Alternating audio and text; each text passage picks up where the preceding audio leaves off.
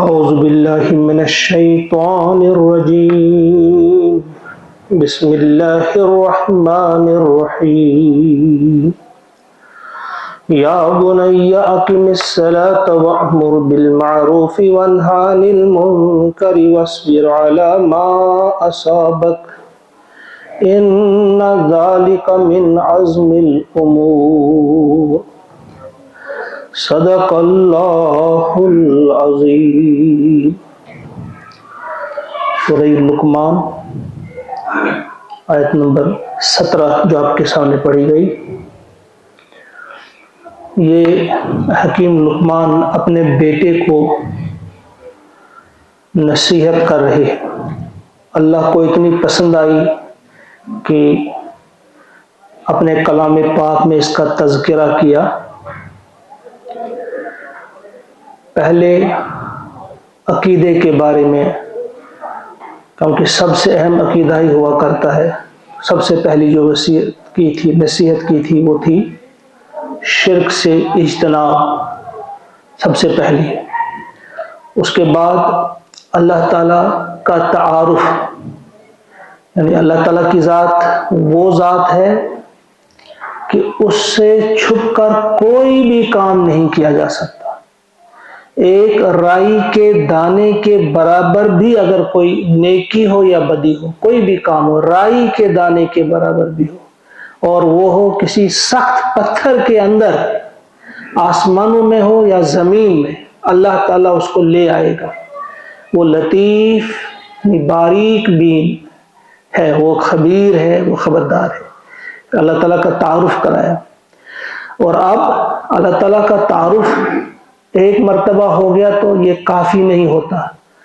اب ارشاد ہو رہا ہے جو تیسری بات جو نصیحت جو کی حکیم لقمان نے اپنے بیٹے کو، وہ کیا کی؟ یا بنیا، اے میرے پیارے بیٹے، اقم الصلاۃ، نماز ٹھیک ٹھیک ادا کر، نماز قائم کر۔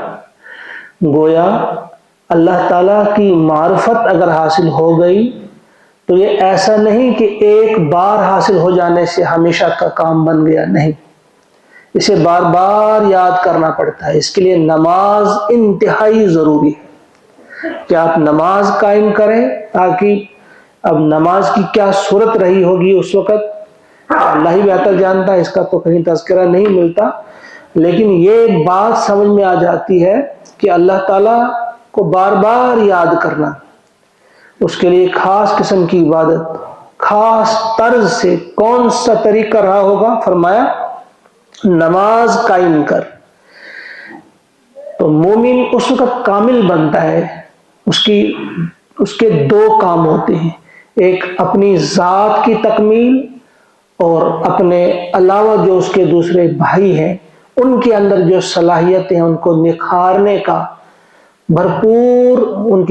کی بھرپور کوشش کرنا، ان کی تربیت کرنا، ان کو بھی اللہ کا وہ پیغام پہنچانا۔ اب اس کے لیے کیا کہا؟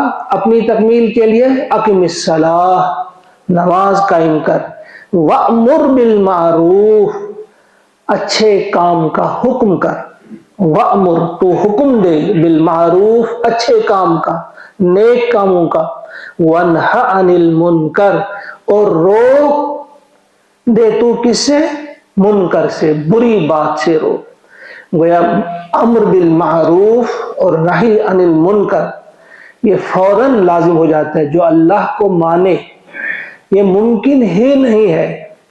جیسے ایک سادہ سی مثال ہے، آپ اگر مجھ سے محبت کرتے ہیں تو میری کسی بنائی ہوئی چیز کو آپ توڑ دیں، اسے پاؤں تلے پیروں تلے رون ڈالیں، یہ ممکن نہیں ہے۔ تو جب ہم اللہ کی بندگی کریں گے، اللہ پر ایمان لے آئیں گے، اللہ سے محبت کریں گے، تو اللہ کے جو بندے ہیں ان کی محبت لازماً ہمارے دلوں میں ہونی چاہیے۔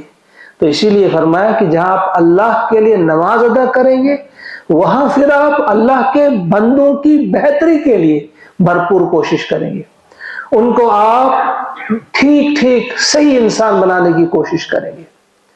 اس میں کیا کیا آتا ہے؟ معروف میں مفسرین نے مختلف چیزیں لکھی ہے، اس میں تمام چیزیں آ جاتی ہیں، یعنی کہ کس کام کا حکم کرنا ہے، ان کو کیا سمجھانا ہے کہ غریبوں کا کیا حق ہے، یتیموں کا کیا حق ہے، بیواؤں اور مسکینوں کا کیا حق ہے. انہیں یہ بات سمجھانی ہے، ان کے دل میں یہ بات اتارنی ہے. وہ جب ہی ممکن ہوتی ہے جب ہمارے دل میں بھی ہوگی. انہیں یہ بات سمجھانی ہے کہ اللہ سے محبت کرتے ہو تو اللہ کے بندوں سے بھی محبت ہو. اللہ کا کوئی بندہ جو ہے بھوکا سو جائے یہ آپ کو برداشت نہ ہو. اللہ کا کوئی بندہ کسی تکلیف میں مبتلا ہو اور تم آرام سے سو جاؤ، ایسا نہیں ہے. تو یہ اس میں ساری چیزیں آتی ہیں. معروف کام جو بھی ہے ان کا حکم کرو. یہ حکیم لقمان اپنے بچے کو سمجھا رہے ہیں کہ اس خالی خود اچھا بننے سے کام نہیں چلتا. اس کے مطلب یہ بہت ایک وسیع مضمون ہے، آپ کئی بار سن چکے ہیں. اس بستی کی بات، جب اللہ تعالیٰ نے بھیجا اس بستی پہ اس کو ہلاک کر دو، تو فرشتوں نے کہا یہاں تو ایک شخص ایسا بھی ہے جو پلک جھپکنے کی دیر کے لیے بھی آپ کی یاد سے غافل نہیں. تو اللہ کا حکم ہوتا ہے پہلے اسی کو الٹ دو، اس کے بعد اس بستی کو اس پر الٹ دو. کیونکہ اس کے دل میں یہ خیال نہیں آیا کہ میرے یہ جو اللہ کے بندے ہیں یہ جہنم کے راستے پہ جا رہے ہیں اور یہ خود عبادت میں مصروف ہے، ان کی کوئی فکر نہیں ہے. تو یہ معروف کا حکم کرنا یہ انتہائی ضروری ہے، یہ انتہائی ضروری ہے. اب یہاں چھوٹی سی مثال ہم دیں گے. اگر آپ اپنے گھر میں بیٹھے ہیں یا کہیں بھی کسی جگہ ہے، آپ نے ایک گھر دیکھا، ایک گھر جل رہا ہے، اس میں کچھ لوگ ہیں، اگرچہ وہ کلمہ پڑھنے والے نہیں ہیں، وہ مشرک ہیں، وہ کافر ہیں، یا کچھ بھی ہیں، منافق ہیں، یا آپ کے دشمن ہیں، کیا آپ کو برداشت ہوگا؟ کبھی بھی آپ برداشت نہیں کریں گے کہ ایک انسان جو ہے وہ موت کے گھاٹ اترنے والا ہے، وہ خاک ہو جانے والا ہے. آپ برداشت نہیں کریں گے. بس یہ سمجھے کہ جو شخص بھی اللہ سے دور ہے، جو شخص بھی اللہ کو چھوڑ کر کسی اور کی بندگی کر رہا ہے، شرک میں مبتلا ہے یا نفاق میں مبتلا ہے یا کسی بھی طرح سے وہ فسق و فجور میں مبتلا ہے، گویا وہ جہنم کے راستے پہ جا رہا ہے.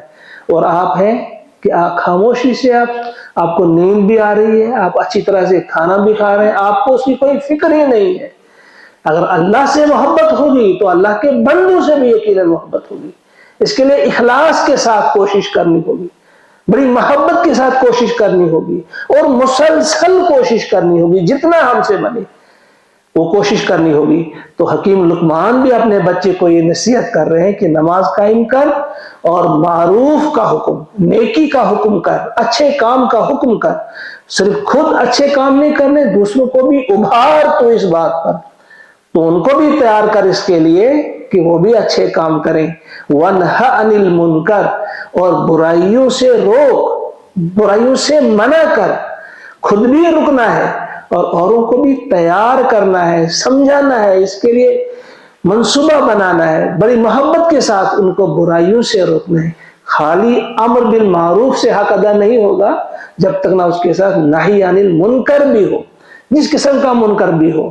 شرک سے روکنا ہے، بت پرستی سے روکنا ہے، بددیانتی سے روکنا ہے، کام تولنے سے روکنا ہے، بے شرمی اور بے حیائی کے کاموں سے روکنا ہے، شادی اور بیاہ کے موقع پہ جو غلط کام ہوتے ہیں ان سے روکنا ہے.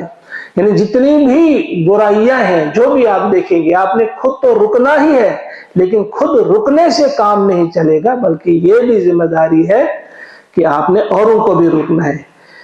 اب جب آپ یہ کام بھی کریں گے، لازماً اس کا نتیجہ ہوگا کہ لوگ ہاتھ دھو کر آپ کے پیچھے پڑیں گے، لوگ آپ کو برداشت نہیں کریں گے، وہ آپ کی مخالفت ہی نہیں کریں گے، تمہارے خلاف جتھے بندیاں ہوں گی، تمہارے خلاف مختلف قسم کے محاذ کھولے جائیں گے. تو اس پر فرمایا وَاصْبِرْ، صبر کر، عَلَىٰ، پر، مَا أَصَابَكَ، جو تجھے پہنچے. یعنی اب یہ لازمی نتیجہ ہے کہ اگر تم صرف اپنی ہی اصلاح کرنے پر کانے نہیں ہو، بلکہ اپنی اصلاح کے ساتھ ساتھ آپ معاشرے کی بھی اصلاح کر رہے ہیں، اپنے بھائی بندوں کی بھی اصلاح کر رہے ہیں، ان کو بھی آپ سیدھے راستے پر لا رہے ہیں، تو اس کا نتیجہ یہ ہوگا کہ وہ لوگ آپ کے خلاف اپنی زبانیں استعمال کریں گے، اپنے ہاتھ استعمال کریں گے، اپنا اثر و رسوخ استعمال کریں گے، وہ آپ کے خلاف प्रोपेगेंडा करेंगे, क्या क्या करेंगे। इस पर फरमाया कि इसके लिए आपको सब्र करना होगा। यानी ऐसा नहीं कि इस काम को छोड़ो, फिर किसी ने कुछ कहा, आज तो हम देखते हैं थोड़ी सी किसी ने मुखालफत की ना, तनिस माने नुमाइंदे के हैं सुशी बड़ बदतमीज सुशी पैट कर बोल, आप वहीं पे थक जाते हैं। ऐसा नहीं, 900 साल तक हजरत नूह अलैहिस्सलाम ये काम करते हुए थके नहीं हो। 900 साल तक हम 10 बार या 2 बार किसी से कोई बात कह देते हैं और हम थक जाते हैं। मैंने बड़ी कोशिश की, क्या बड़ी कोशिश की, कहीं रास्ते में किसी को बोल दिया होगा। भाई अगर आपने अम्र बिल मारूफ और नहीं अनिल मुनकर का फरीजा अंजाम देना है तो ऐसे नहीं देना है कि बाई चांस कोई मिला बता दिया। आप इरादा करके जाएं, कुछ नवाफिल अदा करके जाएं, अल्लाह से दुआ करके जाएं कि मैं फलां की इस्लाह करने के लिए जा रहा हूं, मुझे तौफीक अता फरमा, मेरी जुबान से वो अल्फाज अदा हो कि उसके दिल पर वो बैठ जाए और उसके दिल को नर्म कर दे ताकि वो मेरी बात सुनने के लिए तैयार हो जाए, उस पर संजीदगी से गौर फिक्र करने के लिए तैयार हो जाए। यानी इसको जब हम लेंगे कि एक इबादत करने हम जा रहे हैं और अपने मौला को खुश करने के लिए जा रहे हैं, ये कोई सादा सिंपल काम नहीं है, ये कोई ऐसा काम नहीं है किया तो वेल, अगर नहीं किया तो फिर भी चलेगा, ऐसा नहीं है। ये इंतहाई अहम काम है, ये हमको भी ये काम करना है। तो ये बात जो बताई जा रही है हकीम लुकमान की जो नसीहत है, इसका ये मतलब नहीं कि सिर्फ आपको एक वाक़ा बताया जा रहा है। अल्लाह ताला का कलाम ऐसा नहीं कि आपकी दिल लगी के लिए कोई कहानी सुनाई जाए, कोई वाक़ा सुनाया जाए। इसमें ये पैगाम है कि ये आपका काम है, आपको देखना है कि तुम्हारा करने का काम क्या है। एक एक हरफ कुरान पाक का, एक एक हरफ जो है वो इसमें हमारे लिए हिदायत है, सिर्फ हज के लिए नहीं, सिर्फ दिल के सुकून के लिए नहीं, सिर्फ अपने आप को खुश करने के लिए न पढ़ना है, न सुनना है, न सुनाना है, बल्कि इसलिए कि एक एक बात को अपने दिल के अंदर उतार कर उसके मुताबिक अपनी जो शख्सियत है उसकी तामीर हमने करनी है, उस किस्म की शख्सियत हमारी बन जानी चाहिए। तो फरमाया कि आप क्या करेंगे फिर, वस्बिर अला मा असाबक, साथ ही मगर फरमाया ये भी याद रखो, इन्ना बेशक ज़ालिका, ये मिन अज़मिल उमूर, ये बड़ी हिम्मत के काम है, ये सादा काम नहीं, इसके लिए बड़ा दिल गुर्दा चाहिए, ये आम लोगों का काम नहीं, इसके लिए सब्र चाहिए, इसके लिए इंसान का जो है मुसलसल और एक मुसम्मम इरादे की जरूरत है और अल्लाह पे मुकम्मल तवक्कुल की जरूरत है। भरपूर अंदाज से आगे बढ़ेंगे, फिर किस किस्म के भी हालात हो, कितनी आपकी रुकावट आ जाए, आप थकेंगे नहीं, आप कभी इसमें कोई फिर तसाहुल नहीं बरतेंगे। तो ये करने के काम आपको बता दिए गए। अब उसके बाद और क्या नसीहत की, इसमें एक बड़ी तरतीब है। वाकई अल्लाह ताला ने जो फरमाया कि हमने उसे हिकमत अता की थी, जो आप आगाज में हमने पढ़ा, वलक़द आतैना लुक़मानल हिकमता, कितनी जबरदस्त हिकमत है। अब देखिए इसके बाद जो बात बताई गई, अभी अखलाक की बात बताई गई, इसके बाद अखलाक की बात बताई गई। फरमाया वला तुसइर खद्दका लिन्नास, वला और न तुसइर, तू टेढ़ा कर, खद्दका अपने रुखसार, अपने गाल, लिन्नास लोगों से। ये क्या है, इसका मतलब क्या है, अपने गालों को न फुलाओ या टेढ़ा न करो।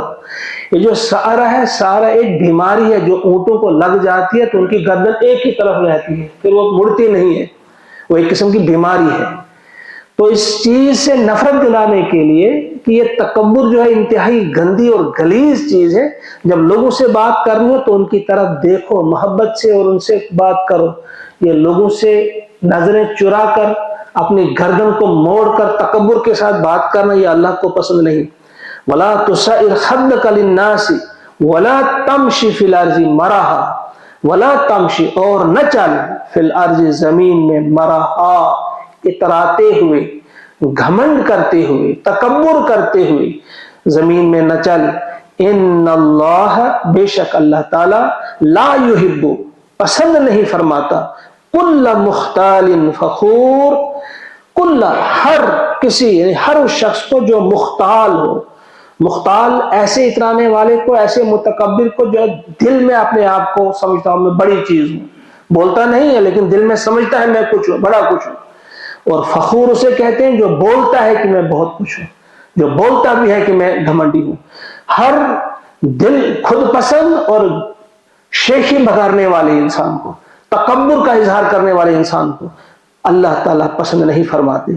تو یہ تسعیر خد کا یہاں ٹھیک طرح سے ذہن میں رہے کہ ہم نے جب بات کرنی ہے تو اس میں اخلاق آ جاتے ہیں، شائستگی کے ساتھ بات کی جانی چاہیے، بڑی محبت کے ساتھ بات کی جانی چاہیے، اور لوگوں کی طرف دیکھتے ہوئے ان کی آنکھوں میں آنکھیں ڈال کر بات کی جانی چاہیے، ان سے نظریں ہٹا کر نہیں۔ اس میں کیا ہے؟ اس میں تکبر کا شائبہ ہوتا ہے، جو کسی کی طرف نہ دیکھے، اور اس نفرت پیدا کرنے کے لیے اس عمل سے مثال دی گئی، یا الفاظ جو استعمال کیے سارا کے استعمال کیے ہوتا، وَلَا تُسَعِّرْ، یعنی اونٹ کے اس بیمار اونٹ کی گردن نہیں بنانا اپنے آپ کو، جو اکڑتا ہے تو کس بات پہ اکڑے گا؟ تیرے پاس ہے کیا؟ تیری بڑائی ہے کیا؟ وہ یہاں جو نماز بھی ہمارے اندر یہی چیز پیدا کرتی ہے، ہمارے تواضع، انکساری۔ ہم جب جھک جاتے ہیں ہم کہتے ہیں ہم بڑے ہیں نہیں، بڑا صرف ایک ہے، وہ ہے اللہ تعالیٰ۔ تو اس کا اظہار ہماری گفتگو میں ہونا چاہیے۔ جب ہم گفتگو اپنے بھائی سے کرتے ہیں تو کسی قسم کا کوئی بھی شخص یہ محسوس نہ کرے کہ اس کے اندر کسی قسم کی وہ بڑائی ہے، اس کے اندر کوئی گھمنڈ ہے، تکبر ہے۔ تو یہ ایک بات، وَلَا تُسَعِّرْ خَدَّكَ لِلنَّاسِ، اور زمین میں چلنا ہے تو اتراتے ہوئے نہیں چلنا ہے۔ یہ سورہ فرقان میں بھی ہم پڑھ آئے ہیں، یاد ہوگا آپ کو، وَعِبَادُ الرَّحْمَنِ الَّذِينَ يَمْشُونَ عَلَى الْأَرْضِ ہَوْنًا، رحمان کے محبوب بندے، پسندیدہ بندے، جن سے محبت کرتے ہیں الرحمن، وہ کون سے ہیں؟ جو جب چلتے ہیں تو کیسے چلتے ہیں؟ نرم چال چلتے ہیں۔ نرم چال چلنے سے یہ مراد ہے وقار کے ساتھ چلتے ہیں، تکبر کے ساتھ نہیں چلتے۔ اس کا مطلب نرم چال چلنے کا یہ نہیں کہ بیمار کی طرح چلیں۔ وہ آپ نے پڑھا ہوگا تفسیر میں، مختلف تفہیم القرآن میں اس واقعے کو ذکر کیا ہے۔ سید مودودی علیہ الرحمہ نے انہوں نے فرمایا کہ ایک شخص جا رہے تھے، وہ بیمار کی طرح چل رہے تھے، تو حضرت عمر رضی اللہ تعالیٰ عنہ سے پوچھا بھائی کیا بات ہے، بیمار ہو؟ انہوں نے کہا نہیں بیمار نہیں ہوں۔ تو انہوں نے درہ دکھایا، کہا میں درست کر دوں گا، یہ کون سی چال چل رہی ہو، ٹھیک طرح سے چلو۔ گویا نرم چال چلنے سے مراد یہ نہیں ہے کہ بیمار کی طرح چلا جائے، نہیں، بلکہ یہاں مراد یہ ہے کہ انسان کی شخصیت سے یہ بات ظاہر ہو جاتی کہ اس کا چلنا بول دیتا ہے یہ متکبر انسان ہے یا متواضع انسان ہے۔ اور تکبر بھی کئی قسم کا ہوتا ہے، آپ بھی اس چیز کو جانتے ہیں۔ اس میں آپ دیکھیں گے، آپ نے پڑھا بھی ہوگا، سنا بھی ہوگا کہ جب انسان چلتا ہے ایک شخص جان جاتا ہے کہ اس کے اندر تکبر ہے۔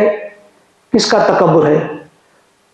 مال اس کے اندر زیادہ ہے، اس کے اندر طاقت کا تکبر ہے، حسن کا تکبر ہے، یعنی اس کی چال بتا دیتی ہے کہ کس قسم کا تکبر اس کے اندر ہے، تو بس وہی چال یہ اس سے مراد ہے۔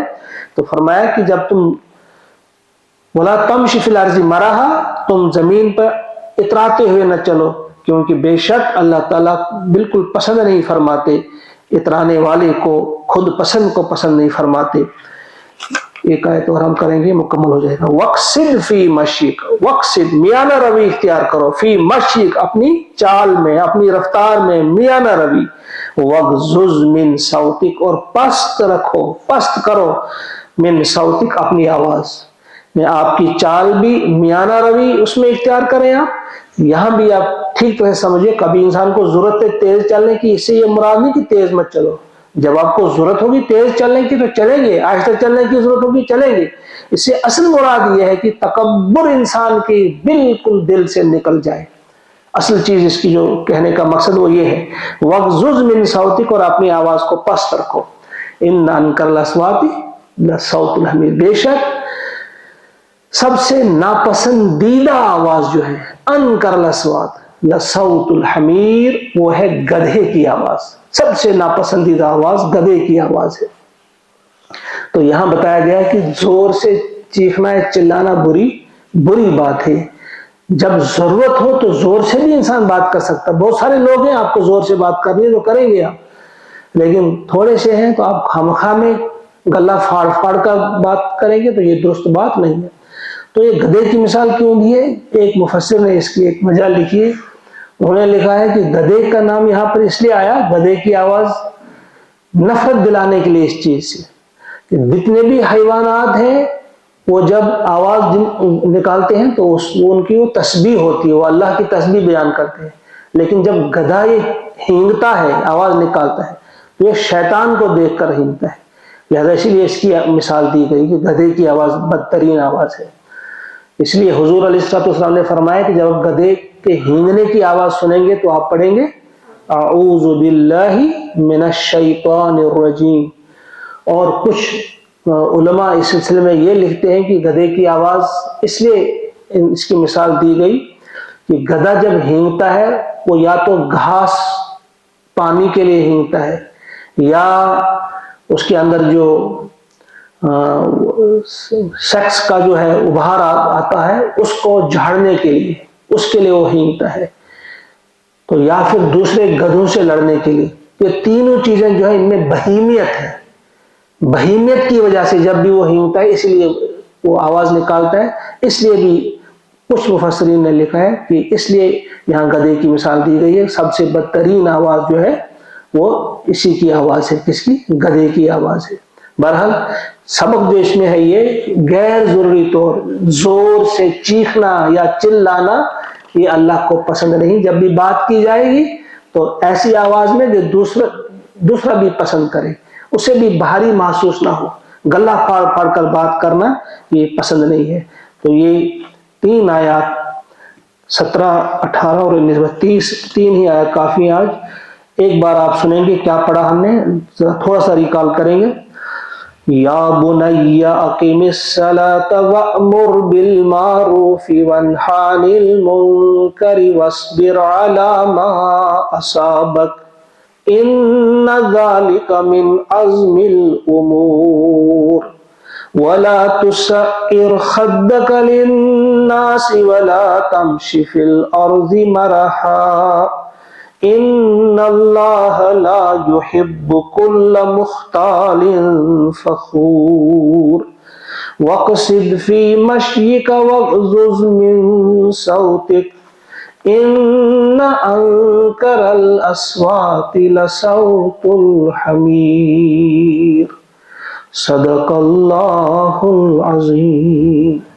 اللهم اجعل القرآن ربيع قلوبنا ونور أبصارنا وشفاء صدورنا وذهاب همومنا وغمومنا. ربنا تقبل منا إنك أنت السميع العليم. آمين ثم السلام عليكم ورحمة الله.